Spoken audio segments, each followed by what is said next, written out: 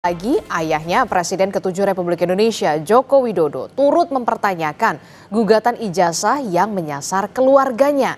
Benarkah ada yang membackingi? Kita akan ulas bersama dengan penggugat ijazah Gibran Rakabuming yang sudah hadir ke studio Orange Kompas TV. Sudah ada Pak Subhan Palal. Assalamualaikum, selamat pagi Pak Subhan. Waalaikumsalam warahmatullahi wabarakatuh. Selamat pagi. Selamat pagi. Kemudian melalui sambungan daring juga sudah hadir Wakil Ketua Umum Barisan Relawan Jalan Perubahan, Pak David Pajung. Kemudian juga ada pakar hukum dari Universitas Jenderal Sudirman Purwokerto, Prof. Hipnu Nugroho. Selamat pagi Bapak-Bapak. Selamat pagi Mbak Didi, selamat pagi Mas David, Pak Subhan. Selamat pagi Pak David. Iya, ini kalau kita lihat ya, belum selesai soal kisruh dan juga polemik ijazah sang ayah Presiden ke-7 Republik Indonesia Joko Widodo. Kemudian saat ini muncul gugatan juga begitu ya kepada sang anak begitu ya, Wakil Presiden Republik Indonesia Mas Gibran Rakabuming. Nah, saya ingin tanya dulu ke Pak Subhan. Mungkin belum banyak juga publik yang belum mengetahui begitu soal apa sih sebenarnya yang digugat dan apa yang menjadi dasar Anda menggugat begitu sampai kemudian kok merasa ada yang nggak beres nih misalkan begitu ya, atau ada yang merasa ragu begitu Pak Subhan. Begini Ibu, selamat pagi rekan-rekan semuanya. Jadi gini, ada keraguan, bukan keraguan sebenarnya, ada fakta. Jadi saya membaca riwayat pendidikan calon presiden dan calon wakil presiden. Semuanya saya baca. Nah, Anda baca di mana? Saya baca di website KPU. Website KPU, oke. Pada tanggal? Udah lama ya, lupa saya. Tapi saya ada dokumennya, ada. Saya unduh itu. Nah, saya lihat di situ ada ketentuan bahwa minimal pendidikan calon itu adalah SMA atau sederajat atau sekolah lain yang sederajat. Oke. Nah, dari penafsiran pasal itu saya cocokkan dengan calon wakil presiden yang kebetulan lagi rame dibicarakan itu. Saya lihat, oh kok nggak cocok menurut saya. Nggak cocoknya di mana? Nggak cocoknya begini, Ibu. Saya sebut tergugat aja, bahwa yang saya gugat ini sekolahnya SMA itu 2 kali. SMA-nya 2. SMA-nya 2, dibikin oleh laporan KPU itu 2 kali. Yang satu diselenggarakan di Singapura, yang satu lagi diselenggarakan di Sydney, Australia. Nah, kedua sekolah ini nggak tahu kok disebut SMA oleh KPU, oleh pengumuman KPU itu. Oke. Sementara ada kalimat dalam undang-undang itu sekolah lain yang sederajat. Nah, apakah sekolah SMA yang di Singapura dan SMA yang di Australia ini sederajat bukan? Menurut saya itu bukan sederajat. Karena kalau sederajat itu harus melihat pasal ke atasnya. Pasal di atasnya sebelum kalimat sekolah lain yang sederajat itu disebut ada SMA, ada aliyah, ada SMK. Nah, maksudnya sekolah lain yang sederajat adalah ya sederajat SMA, sederajat aliyah, bukan di luar negeri. Karena kalau di luar negeri itu ada cara sendiri, namanya penyetaraan, dan itu wewenangnya Kementerian Pendidikan. Saya baca juga itu, apa kewenangan yang dikeluarkan oleh kementerian itu, ternyata penyetaraan terhadap ijazah hasil pendidikan luar negeri itu untuk pendidikan selanjutnya pada sistem pendidikan di Indonesia. Jadi artinya clear bahwa syarat itu nggak bisa dipakai SMA yang di luar negeri. Australia, apa yang di Singapura dan di Australia. Clear nggak bisa dipakai itu. Makanya saya uji ke pengadilan negeri pusat. Saya minta karena fakta begitu tuh. Itu Bukti apa yang kemudian disampaikan ke pengadilan? Kita tahu kan ini sudah masuk ke gugatan perdata ya. Ya. Apa bukti yang Anda berikan atau ajukan ke pengadilan pada saat ini? Gini Bu, udah berkali-kali soal bukti ini, saya memiliki bukti itu seterang Ibu ngelihat Monas itu ada di Jakarta. Oke. Kenapa saya bilang gitu? Karena ini buktinya undang-undang. Dan peraturan KPU dan pengumuman riwayat pendidikan yang oleh KPU juga, dan itu hampir semua orang bisa akses itu, semua warga negara bisa mengakses itu, jadi buktinya itu seterang itulah kira-kira. Jadi Anda yang permasalahkan adalah soal sekolah yang di Singapura dan juga di Australia itu menurut Anda bukan termasuk sekolah lain yang sederajat. Bukan termasuk sekolah lain yang sederajat, sesuai dengan aturan undang-undang. Aturan undang-undang pemilu. Oke, itu yang kita clearkan dulu ya, kalau dari sisi penggugat begitu ya. Nah, saya ke Prof. Hipnu dulu, karena kan ini masuknya ke permasalahan hukum ya, sebelum saya ke Pak David. Prof. Hipnu, bagaimana melihat penjelasan dari penggugat Pak Suphan ini yang menggugat Wakil Presiden Republik Indonesia, Mas Gibran Rakabuming, soal ijazah ini, ijazah Mas Gibran? Tanggapan Anda, respon Anda setelah mendengar penjelasan ini. Terima kasih. Iya, selamat Pak Suphan ya. Iya, selamat Pak Hipnu. Pak Suphan teliti sekali ini melihat sampai detail tentang persamaan SMA. Memang betul bahwa di pendidikan itu ada penyetaraan. Makanya kualifikasinya nanti betul bahwa SMA yang ada di Singapura itu dikti harus dihadirkan Pak Suphan, bukan dikti ya, Dikdasmen mungkin ya, pendidikan menengah, ya Dikdasmen dihadirkan. Apakah kualifikasi itu masuk kualifikasi SMA? Itu yang pertama. Yang kedua, kalau itu memang tidak, berarti konsep yang diajukan Pak Suphan itu masuknya sebagai perbuatan melawan hukum. Nah itu. Jadi ya tidak salah kalau diajukan di Pengadilan Negeri Jakarta Pusat. Nah. Tapi Pak Suphan mungkin perlu juga belajar dari kemarin terhadap gugatan-gugatan terhadap bapaknya. Apakah ini masuk kualifikasi PMH Pengadilan Negeri ataukah tidak? Nah ini yang saya kira juga pasti belajar dari kemarin, jangan sampai usaha Pak Suphan membuktikan. Karena kan dalam hal konsep perdata itu barang siapa yang menuduh harus membuktikan. Lah yang membuktikan itu harus clear nanti gitu loh. Termasuk kerugian yang dimintakan. Itu luar biasa Pak Suphan. Luar biasa gini Mbak Adisa. Kerugian yang timbulkan seandainya dikabulkan untuk bangsa dan negara. Wah itu luar biasa. Nah, ini suatu ide cerdas ya, tapi harus diimbangi konsep permohonan ini apakah masuk kompetensi pengadilan negeri, apakah masuk kompetensi tata usaha negara. Karena kita melihat ijazah tadi, kualifikasi ijazah. Tapi kalau dilihat perbuatannya oke. Tapi kalau dilihat dari diujinya itu ijazah lah. Oleh karena itu penggugat harus betul-betul membatasi ini yang dimati yang mana gitu. Mudah-mudahan ini juga menjadikan pembelajaran bagi siapapun rakyat Indonesia yang masih ragu-ragu ijazahnya untuk dibenarkan atau untuk dibetulkan, sehingga tidak terjadi ketika yang seperti ini ya sudah menjadi pejabat diurek-urek terhadap ijazahnya. Itu Pak Adisa. Oke, ini juga kami ingin mengonfirmasi apa yang kemudian menjadi alasan dari Pak Suphan begitu ya untuk melakukan gugatan perdata ya masuknya ya, bukan ke PMH ke PT TUN ke Pengadilan Negeri. Apa yang menjadi pertimbangan Anda? Gini, itu tadi menarik Pak Hipnu bilang bahwa gini Pak Hipnu, sekalian saya jawab Ibu ya. Sebelum saya ke PN itu saya udah gugat Pak ke TUN Pak. Sudah ada gugatan ke Petun. Oh iya, dan itu strategi saya untuk mengunci bahwa di TUN memang di NU Pak dikenal proses misal.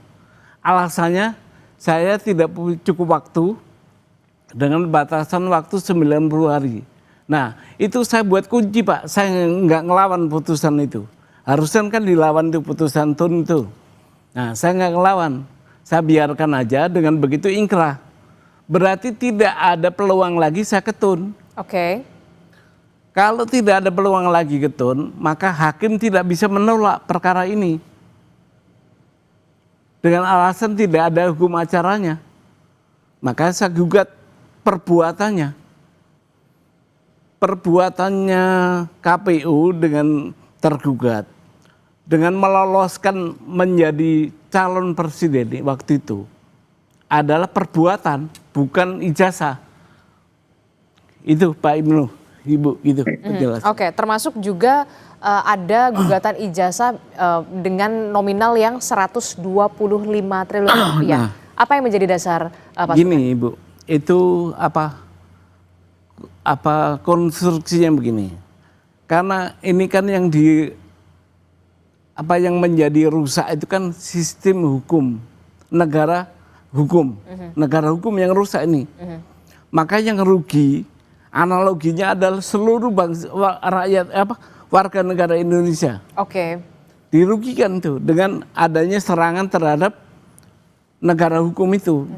Nah, kalau negara hukum pemiliknya siapa? Warga negara.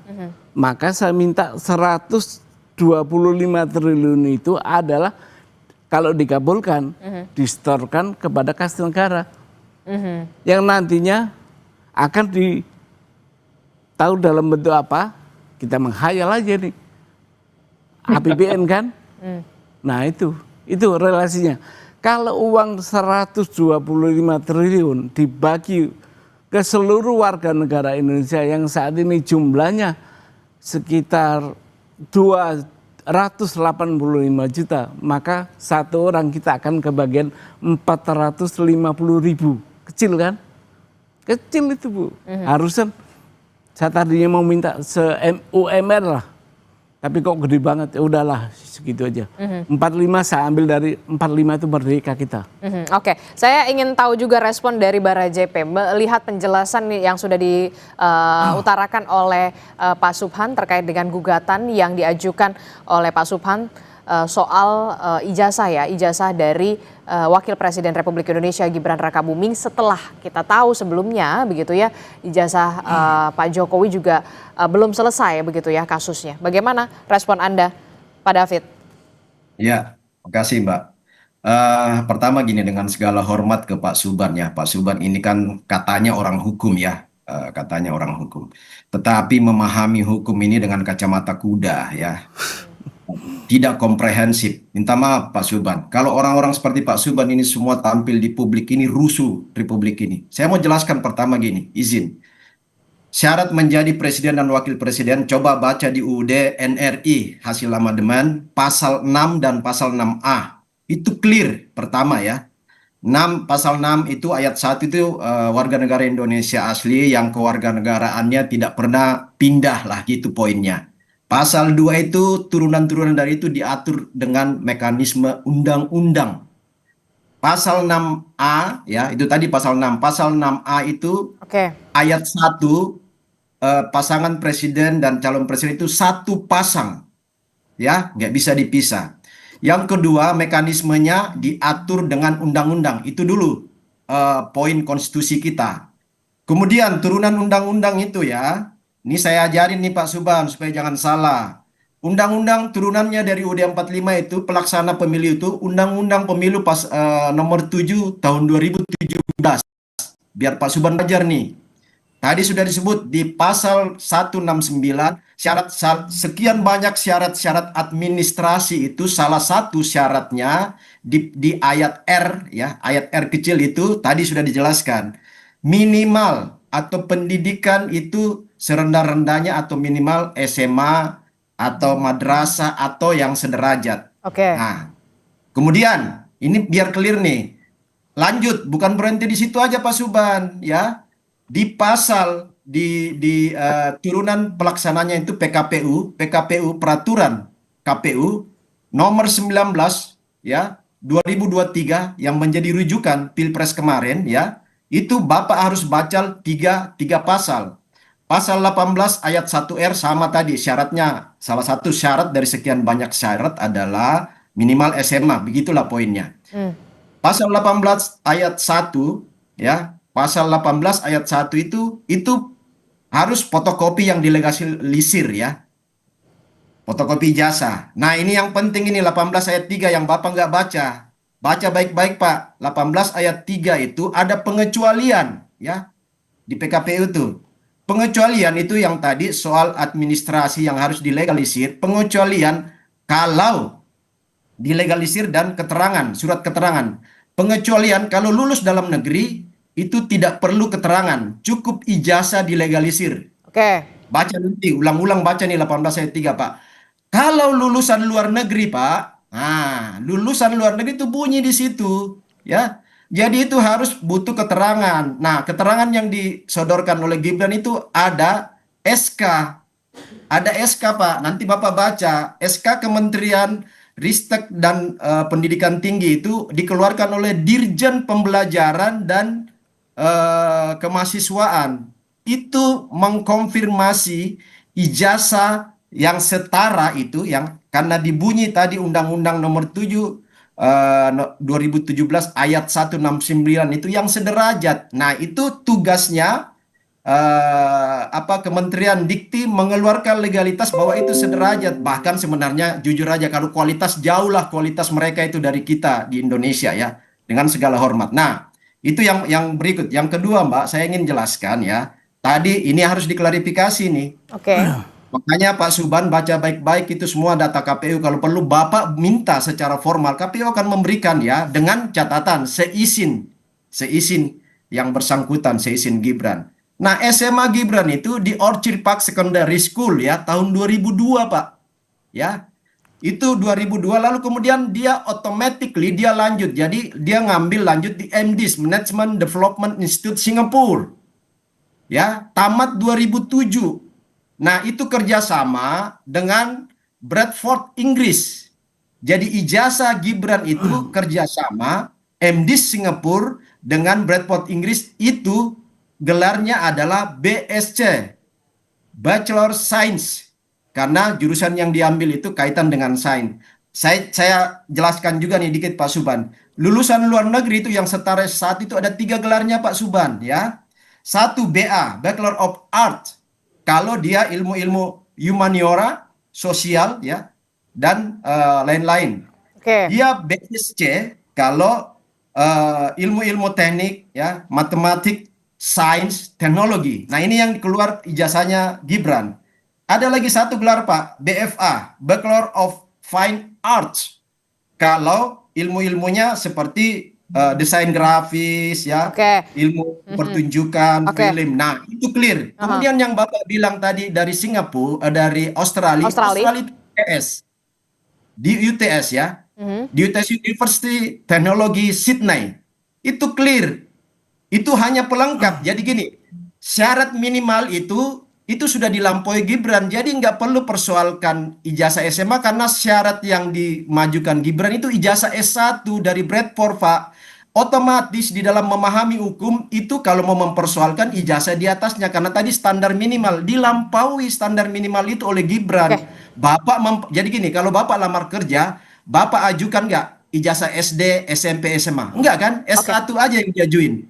Seperti itu memahami hukum Pak Suban ya, supaya ini nggak bikin rusuh di Republik ini, baik. Pak. Baik.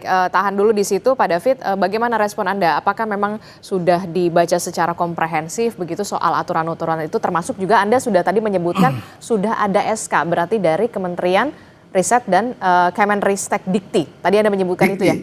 Ada SK clear itu di paket pendaftar itu, Mbak. Bagaimana respon Anda? Saya udah baca juga, udah pelajari. Bahkan ada Kepmen tuh.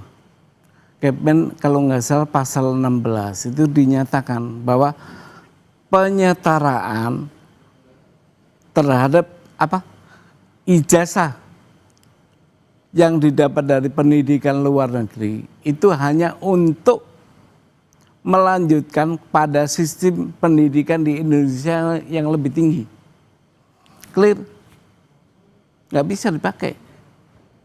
Untuk apa? Untuk jabatan.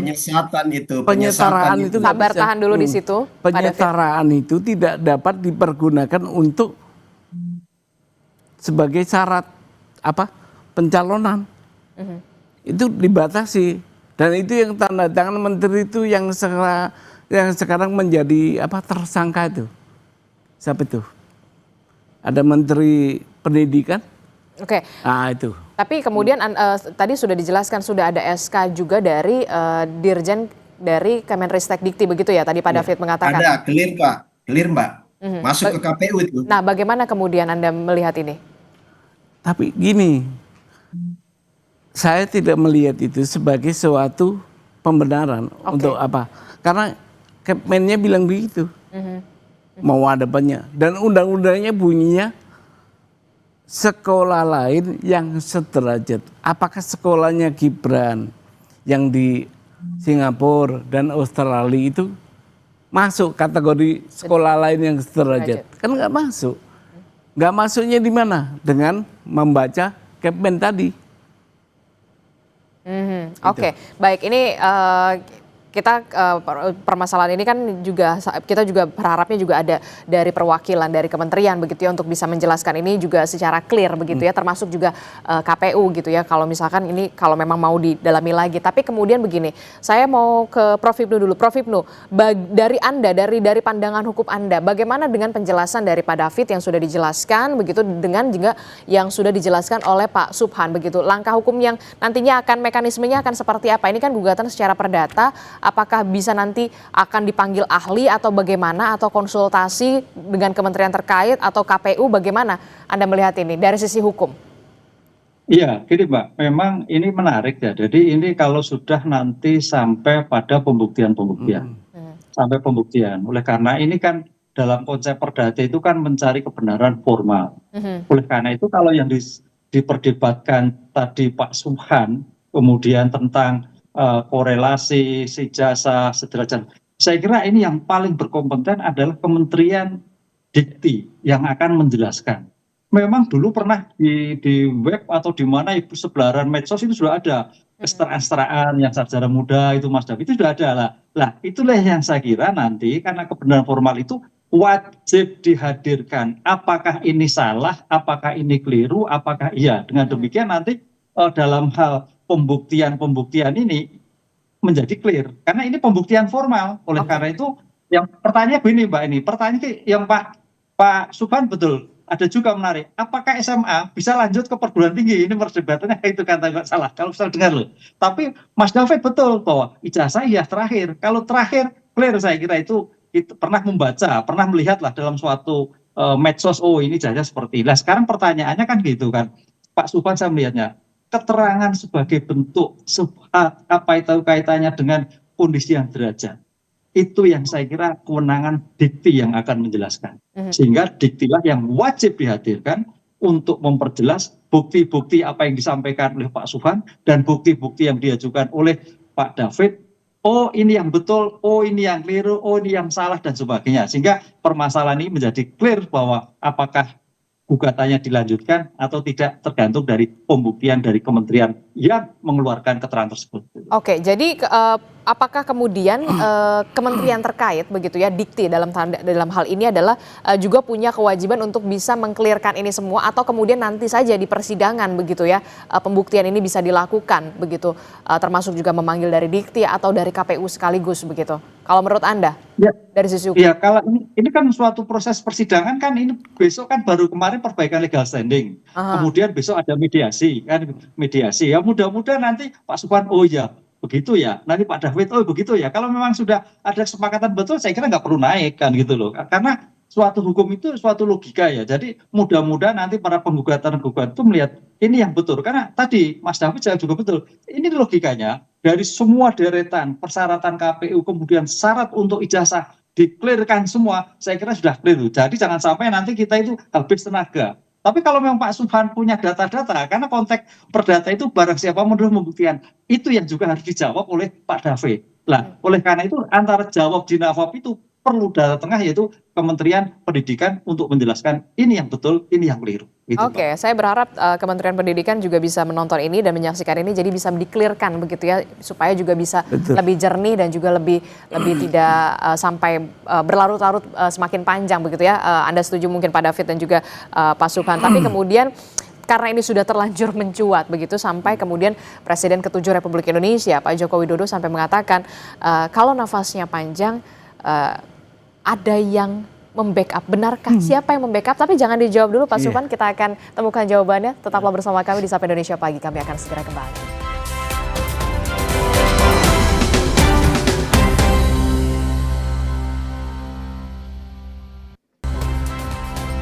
Terima kasih Anda masih bersama kami dalam Sapa Indonesia Pagi. Saudara, sebelum kembali melanjutkan perbincangan kita membahas soal bagaimana gugatan yang diajukan oleh salah satu warga negara Indonesia terhadap ijazah dari Wakil Presiden Republik Indonesia Gibran Rakabuming, saya akan ke informasi selanjutnya dulu. Saudara, ini KPU resmi membatalkan keputusan nomor 731 tahun 2025 tentang penetapan dokumen persyaratan pasangan calon presiden dan wakil presiden sebagai informasi publik yang dikecualikan.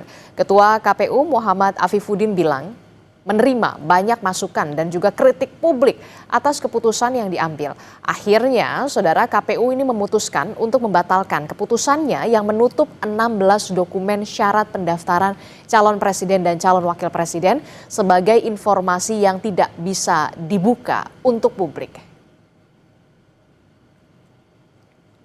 KPU dalam dinamika beberapa hari terakhir berkaitan dengan keputusan ini 731 mengapresiasi partisipasi publik, masukan kritik publik. Sebenarnya keputusan KPU tersebut didasari sama sekali bukan karena untuk melindungi siapapun.